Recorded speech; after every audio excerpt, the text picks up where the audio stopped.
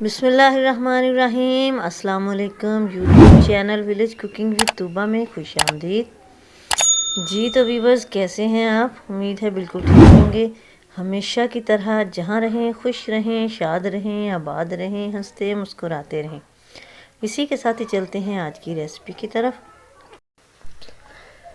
आज हम बनाएंगे बेसन की बहुत ही मज़े की रोटी, बेसन का पराठा भी इसे आप कह सकते हैं।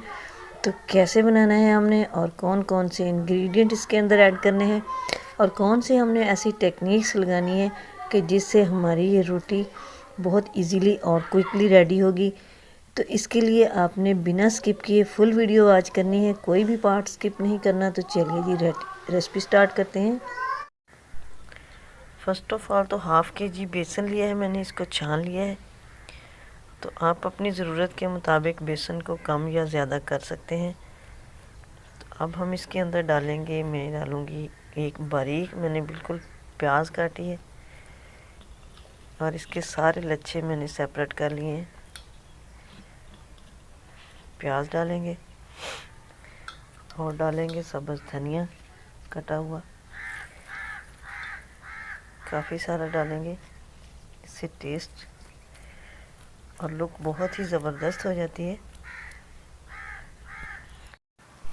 अब इसके अंदर डालेंगे हम स्पाइसेस में मैं डालूँगी chili flakes, half tablespoon डालूँगी,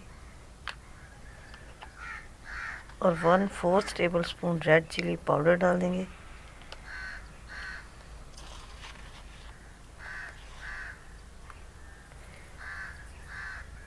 वन टेबल स्पून नमक डाला है, और 1 टेबल स्पून डाल देंगे साबुत ज़ीरा, और 1 टेबल स्पून ही डालेंगे साबुत धनिया।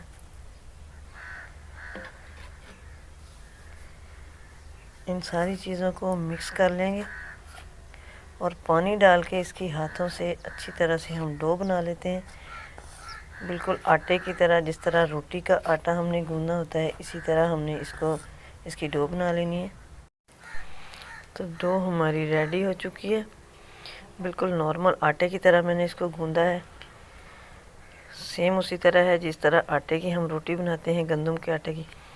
अब इसको कवर करके तकरीबन 10 से 15 मिनट के स्टे पे रख देते हैं। तो डो हमारी सेट हो चुकी है। अब हम इसकी रोटियां बनाते हैं, छोटे छोटे पहले पेड़े बना लेते हैं। रोलिंग पैन पे रख के इस बॉल को, तो मैं इसकी हल्के हाथों से रोटी बना लूँगी।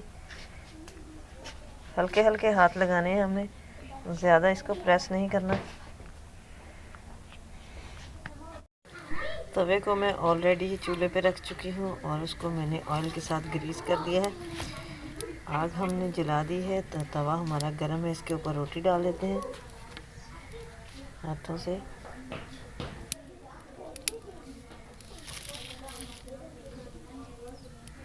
एक साइड इसकी जब कुक हो जाएगी, तो फिर हम इसकी दूसरी साइड चेंज करेंगे।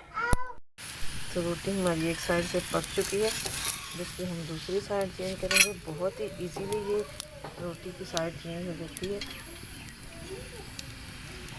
साइडों पे इसके ऑयल लगा देंगे।